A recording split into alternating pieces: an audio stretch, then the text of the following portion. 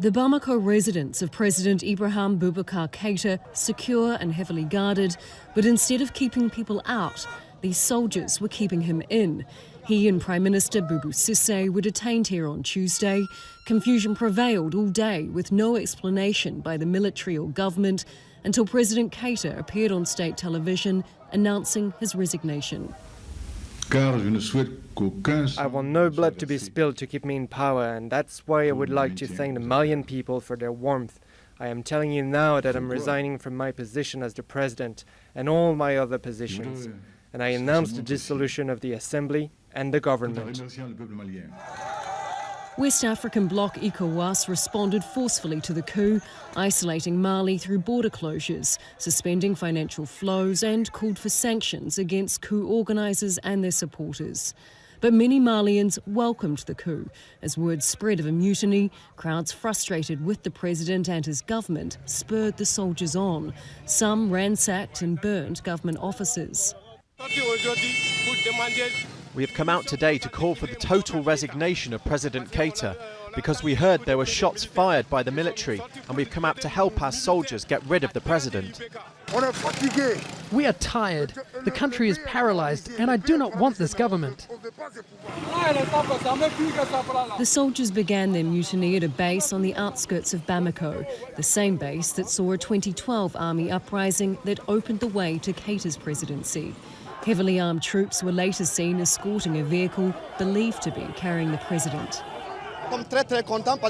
We're very happy because this is a liberation for the people of Mali. All of Mali's people were waiting for this day. All of Mali's people were waiting for the president and his men to allow us to breathe. President Keita has faced weeks of opposition protests calling for his departure after disputed parliamentary elections earlier this year. Swaths of the country are already outside the control of the government that struggled to contain an armed insurgency that's claimed thousands of lives. Now the military has forced President Keita to step down.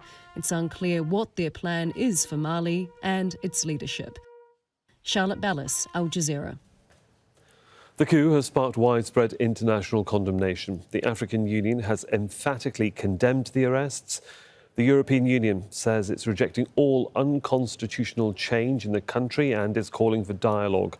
The office of the French President Emmanuel Macron was quick to react and is urging soldiers to return to barracks. The UN Security Council is to hold an emergency meeting on Wednesday.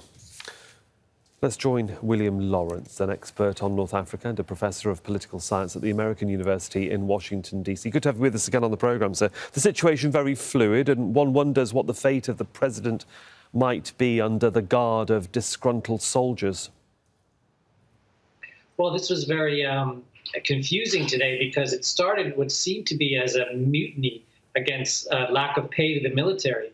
And the next thing we knew, the military had not only taken over that base, but they descended on Bamako, arrested the president, prime minister around 4:30 p.m., and then proceeded to arrest a bunch of other officials, including those that would be involved in the constitutional succession. I took a look at the Malian constitution this evening to be sure, and there's really no one to succeed. There's been no military announcement in terms of who's in charge or what they want. So some Malian commentators have been saying, we have no president, we have no parliament, we have nothing.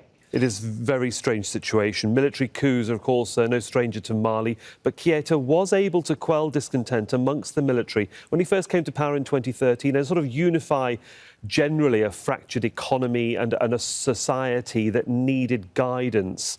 What went wrong? Well, his tenure grew out of the last coup at the same military base in 2012. And so in many ways, he was the replacement power that was supposed to fix Mali's problems.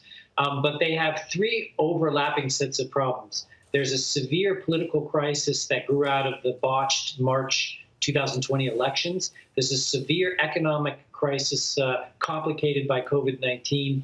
And there's a severe security crisis, which has led to the arrest of one of the major opposition leaders held by terrorists in the north, and lots of grievances, both about the failure to contain terrorism, but also the actions of the military against civilians to, overreactions to in terms of terrorism.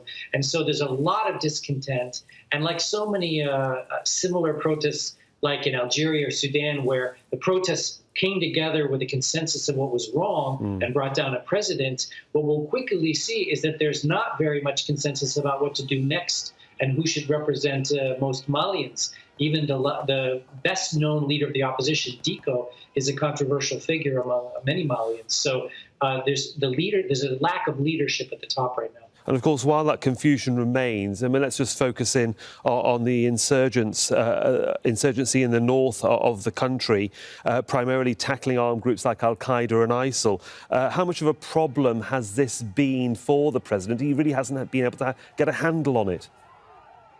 Absolutely. It's a problem that's gotten steadily worse over the last 4 or 5 years with by some estimates, 4 or 5 or 10-fold increase in deaths caused by terrorism. The problem for Mali has bled into Burkina and Niger next door, and it's become a regional issue, which has to do with these border closures and other condemnations that are going on.